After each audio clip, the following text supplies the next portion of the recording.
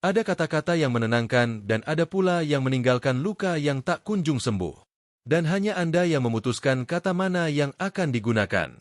Kata yang diucapkan pada saat yang tepat bukanlah emosi, melainkan kekuatan.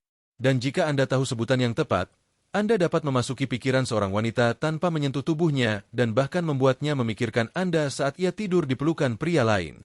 Kebanyakan pria masih memanggilnya sayang, mengira itu romantis, tetapi sebenarnya tidak. Itu adalah penyerahan diri secara emosional. Dan setiap kali Anda menggunakan sebutan usang ini, Anda merendahkan diri Anda ke level orang-orang yang telah lama ia hapus dari ingatannya.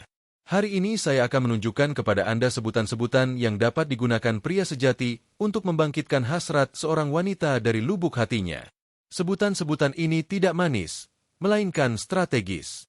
Dan yang terakhir bukan sekadar sebutan, melainkan sebuah tanda. Sebuah tanda yang tetap terukir di jiwanya lama setelah ia tiada. Dan jika Anda merasa dia terlepas dari genggaman Anda, video ini cocok untuk Anda. Namun sebelum kita mulai, ingatlah untuk menggunakan kiat-kiat ini dalam kerangka hukum sambil tetap memperhatikan kompas agama dan moral Anda dengan cara yang menjaga martabat dan hak orang lain. Sebutan-sebutan ini sangat kuat dan kekuatan sejatinya terletak pada penggunaannya untuk memperdalam komunikasi, bukan untuk memanipulasi. Jika Anda merasa ide-ide ini bermanfaat, pertimbangkan untuk berlangganan dan tuliskan kepada kami di kolom komentar dari kota mana Anda mengikuti kami. Kami senang mengetahui di mana teman-teman kami di seluruh dunia memperhatikan kami. Kebohongan yang dipercayai kekasih Anda adalah kunci hatinya. Pernahkah Anda bertanya pada diri sendiri terlepas dari semua yang Anda lakukan untuknya? Mengapa dia masih merasa tak terlihat? Mengapa meskipun telah memberinya waktu, perhatian, dan kata-kata terindah, dia tidak berseri-seri di hadapan Anda? Seperti halnya dengan orang lain yang mungkin bahkan tidak mengucapkan selamat pagi Cap. Kamu dewasa, setia dan murah hati, namun dia menjauhimu. Apakah ini terasa adil bagimu? Mungkin tidak, tapi memang benar. Dan jika kamu tidak memahaminya sekarang, kamu akan terus mengulang kata-kata manis yang sama tanpa menyadari bahwa kata-kata itulah yang menjauhkannya. Ini prinsip pertama yang ingin aku pahami. Menyebutnya, cintaku terlalu cepat bukanlah kesalahan sederhana. Itu adalah bunuh diri emosional yang lambat. Karena ketika kamu memanggilnya dengan sebutan itu, padahal dia belum pantas mendapatkannya, kamu tidak sedang merebutnya. Kamu sedang menempatkannya di atas takhta. Kamu menyatakan dirimu miliknya. Berkata padanya, lakukan apapun yang kamu mau denganku, karena aku sudah menganggapmu istimewa. Tahukah kamu apa yang dipikirkan seorang wanita ketika mendengarnya di awal? Pria ini benar-benar milikku. Aku tak perlu lagi berusaha untuk merebutnya. Dankah seorang wanita merasa tak punya apa-apa lagi untuk diaruhkannya? Sebesar apapun Anda mencintainya, jika dia merasa tak ada yang dipertaruhkan, tak ada lagi yang bisa menariknya kepada Anda.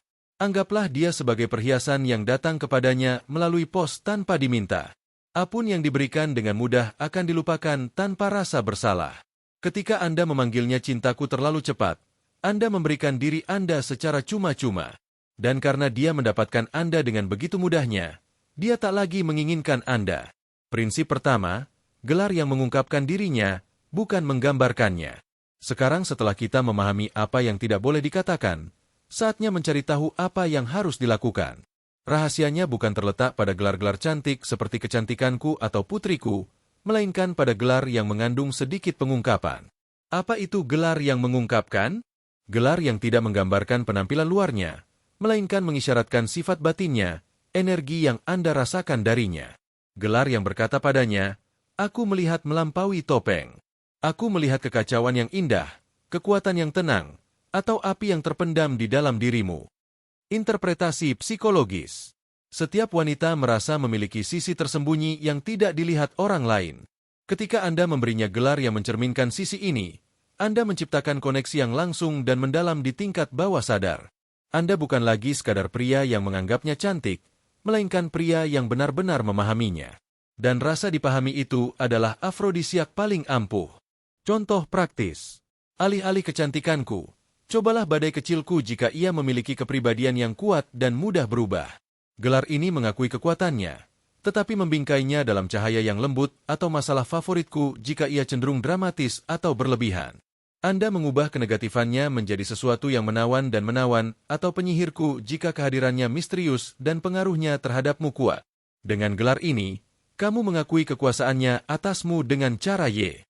Ang membuatnya bergairah, bukan membuatnya takut. Ketika kamu menggunakan gelar seperti ini di tengah percakapan normal dengan nada tenang dan percaya diri, kamu akan menyadari dia terdiam. Pikirannya mencoba mengertikan kata itu.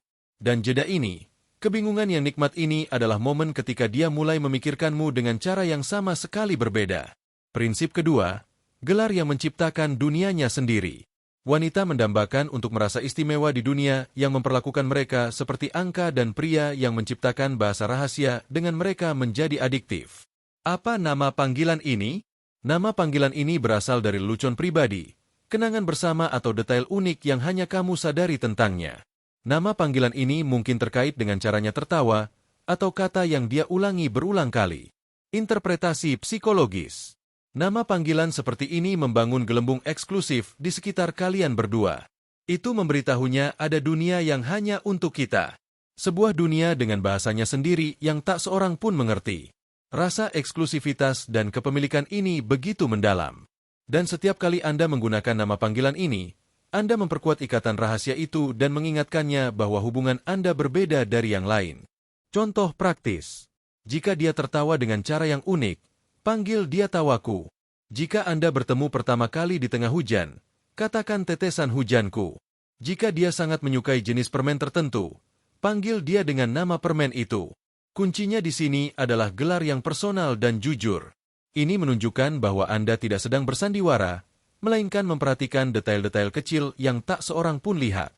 Pada akhirnya para pria, ini bukan permainan kata, ini pemahaman yang mendalam. Bahwa gelar yang tepat bukan sekadar nama, melainkan jangkar emosional. Setiap kali Anda menggunakannya, Anda membangkitkan kembali semua perasaan, ketegangan, dan gairah yang terkait dengan momen pertama Anda mengucapkannya. Berhentilah menggunakan sayang sebagai penopang emosional. Mulailah benar-benar memperhatikannya. Temukan percikan itu kekacauan kecil yang tak terlihat orang lain.